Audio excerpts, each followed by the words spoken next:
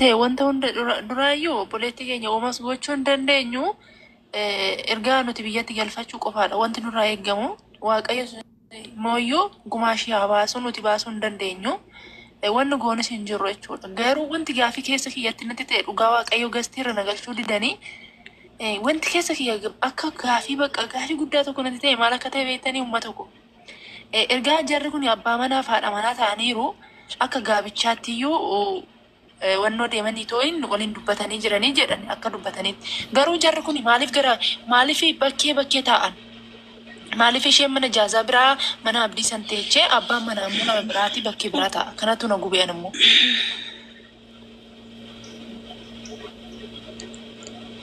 Wan jedha bar oguma kiyya keessa kiyya meetti qabaa laala. Isheen silaa abbaan manaa seenaa. Isa kana tole ani abbaan kun abdii suma kana kan mana jaazaati. Amma fakkeenyaaf isa kana yaa car nama nama ati fakkeenyaaf yaa carraa nama neetu kun jechuudha sirriidha yaadni kee garuu waan kana jirri lachuu jiraachuu danda'u si jammar koo mucaan abbaa manaa qabdi Itoophiyaadha kan ishiin koo ittiin of hojjeefte dheenga afaan obboleettiitiin koo kan lubbiyyee isammaa barreera abbaa manaa ishii du'ee jetteetti himte obboleettiitti maal obboleettiitu dheengadda jedhee miidiyaarra taa'e. Isa barre abbaa manaa ishii biyyaa suni akka 6-7 wajjin turteedha. Kan dubbatte malee waatinuu kan beekee fi sargiin daggeessamee wanta gaa'ela dhaabbatanii miti. Isa mucaa biyyatti motorarra kufee iyyuu du'e jechuudha. Inni iyyuu kan 6-7 wajjin ta'anii yaani gaa'elli wanna dhaabbateef hin jiru eeyyen jaalachuu dandeessi. Ani ittiin faradu isa keessaan galu. Ani garuu asitti immoo kan asitti dubbadhu haadha manaa kooti yaani hiriyaa koo jaalallee koo waggaa 3 wajjin turre jedhanii ofuma isaanii dubbatee jira. Abdii osoo hin taane isa mucaa seenaa jedhamus. TikTok irratti amma immoo as deebisanii atis itti ilaalame hundi keessan uummattoota itti kan abbaa manaa abdiin jedhame ijoon balleessina rabbiidha waan abbaa manaa kana nurra ariisame warkaan abbaa manaa abdiitu abbaa manaati abdiin shiriyaan shidure jedha mucattiin kun abbaa sadii qabdi abbaa manaa yaa rabbi lubbuu lakki obsi alkanida gurbichi wayi dhufeeraan maqaa sayyuu hin beeku malee dhufee dubbateera barri lubbuu gaafa duraa koo kaleessa yeroo isaan seenaa jira TikTok abdiidha jette riikoordan afrikaan qaba siifan tokko afaan ishii guutee mucaan abdii jedhamu riyaa ishiitii Dubaay keessa jiraachaa ture sadii waliin jiraatan jedhan yaa abdii isa tokkodha ijoollee akka biraatti hin faamina ammas abdii isa mallaqni akka jiru soo hin taane isa kan biraati. Yoo sana jette ishiin yoo sana haariidhaaf jette ta'uu danda'a malee akkii obboloota koo maal taatan isin TikTok irratti dhufee tooyini abdii kana miti abdii kana meejoo barreeme abbaa manaa ishii barreema ijoollee micayyoon abbaa manaatu hin qabdu yakkoodhaaf walitti guuran biyyan dhugaa rabbi gumaa ishii dhoksuudha jedhanii tasii achi jiraatanii oduu funaan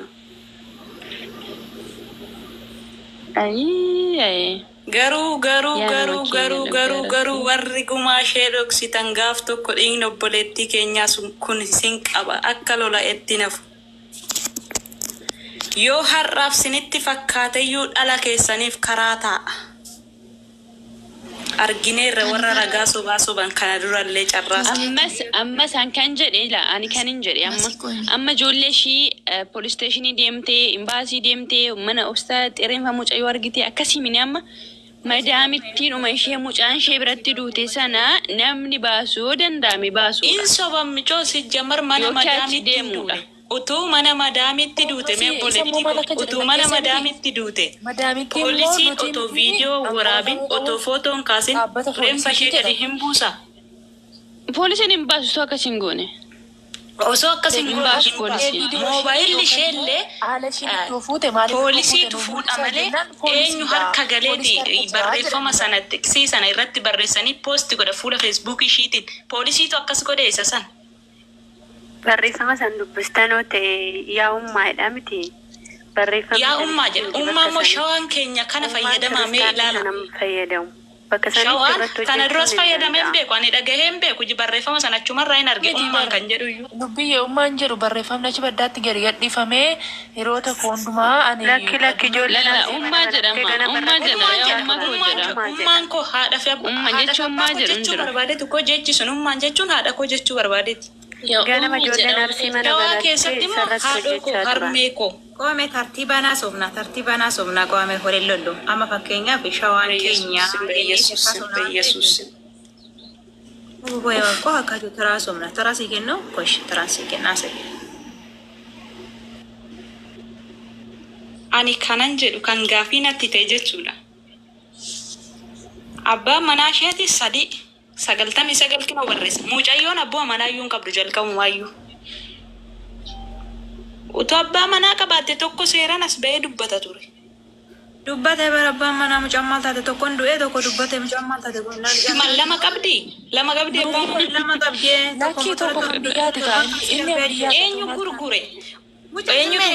torban kamsi darbee tokkoon du'ee dhaggeeffadhu torban hamsimoo isaa arbii darbee ajjeesan tokko jedhe. Kan immoo kaleessa immoo kan ishiin waggaa 3 biyya kana keessatti wajjin turte as ba'ee tanaa jedhee jaalalleen kodhee boo'ee viidiyoon kun harka jira jedhee dubbate. Kan sobaan birrii doolara 200 soo nyaate hin boo'a maaliin hirqa?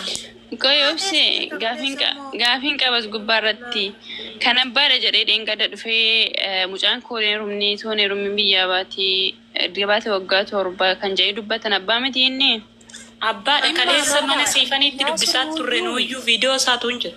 lubbu laal dhaggeeffadhaa uummata kan biyyaa saniyyuu abbaan mana warri manaa kan ni beekan Dadhabasanii arabbi jedhaati boru sinni baburburii koddiin keenya koo waraabamaa jira biyyi nu Ishee obboleettiin maal jette mana tokko ji'a 7 wajjin jiraatanii deemten jenne kamishii sirrii namni meenuu waraabaa jiru akkasuma nutti nu ji'a wajjin jiraatanii Calqaba obboleettii sobanii sobsiisu kaleessa siifaniin dhugaan baasisne obboleettii. Qoy mee feenet qoy mee lubbu kookeet gaafiin si gaafadha ati mee fakkeenyaaf feenet nuti gaafadha ati abbaa manaa hin qabdu mucayyoon jette miti situ jedhe immoo ati miidiyaarra dhageesse Lakkaan ofumaan jedhe.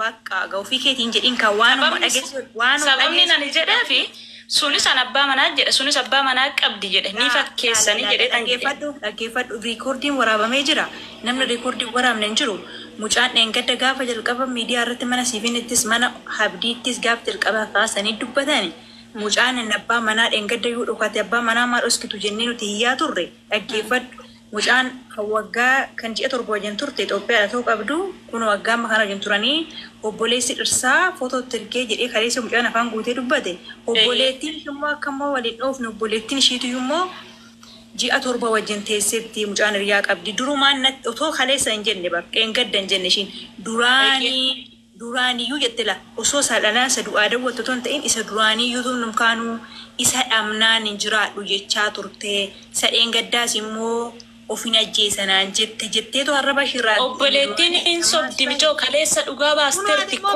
ishina fixachiisi kaabochee kun fixachiisi kaa daraakee na fixachiisi ishi dhaggeeffadhu warri kaanoo Abdiin naas faraarree akkas kan hunda dubbadhe Oromoo koo dhiifama jechaa turte ko. dhagee kaashii dhagee kaasa kanan ali waan na hubadheni maatis waan hubatte Ishi koodee koo si dhaga. Warra dhageenya. Kaleessammoo dheengaddammoo kaleessammoo warri kaanoo lakkiiriyaan ishee abdiidheedha. Abdiin immoo fi gurbaanoo duraan immoo dheengadda miidiyaa irratti bahanii kun abbaan manaa isa kana dhokateetu ture mucaanii inni qobaa saareen fagalchuu fe'anii dubbatanii kaleessammoo deebi'anii yoo fumasaatiif yoo abdii wajjin ta'anii dubbatanii waan kana xumuranii. Sayyuu moomiti dhugaa isaa nyaatan ajjeesanis mucaan kun qoricha nyaattee isaa tuutuuf isaa ajjeeftu yookiin xiiqii wayii isaa ta'u haarii isa biyyaa isaa ta'u asii saartee haa ta'u warri immoo ijoo waan miidiyaa kanarraa nu dhibe akkisaa dhugaa rabbi warri ijoolleen beeruut kaleessa afaan guutanii hojjettiin duraanii na doorsisaa na sodaadhee akka mana jaazaa dhufeen alatti riileeshinii namoota wajjin akkan hin qabaanne mucaan kun na dhoowwa jettee dubbachaa turte abbaan manaa koo kan jaalalleen kunniin isaa abdadhee waggaa kanaas wajjin jiru kunii birriis kana biyyatti hin erginaa yoo firkatti akkan qabadhu na gochaa jira deebi'iitiyyuu immoo akkan riileeshinii namoota wajjin akkatti walitti dhufeenya hin godhanne na godhaa jetteetu ijoollee beeruutti Feesbuuka ishee kadhoksi abdii mitire. dhaggeeffadhu kaasaru riikoordii ishee hin qabna isa kanas warra afaan isaatirraan dubbate warra ishiin itti matteetu afaan isaatiin dubbate sammoo abdiin jedhemmoo kaleessa deebi'ee lakkeen abbaan manaa ishiin beekun abbaan manaa ishee ijaan agarsiisee waa'ee isaa keessaa baasanii dubbatanii lakkan abbaan manaa miti abbaan manaa ishii kana jedhe laayisensiin hundumtuu xumuramuudhaaf garuu waraqaan biroo dhaqeetti ati immoo lakkee abbaan abduu jala buttee akka waan mucaa beektu abbaa manaan qabduudhaan jedhiin kaasaruu maal taate silatti obboleettinoo. Ani kun isiniin jedhe malee abbaa manaan qabdu amma hiriyaa ishee kan waliin ture kagumaa ishee nyaate abduma nama biraa miti. Dhiirri ji'a torba wajjin ciifte abbaa manaan qabdu jettee tafaan guuttee dubbatta obboleettii koo ati dubartii miti. Dubartiin guyyaa abbaa manaan qabdu ko siniin jedhe ani waan abbaa manaan qabdu jedheefi akka isheen abbaa manaa ji'a torba hin qabdu jette obboleettiin dhagaheera. Dhaggeeffadhu dubartiin guyyaa.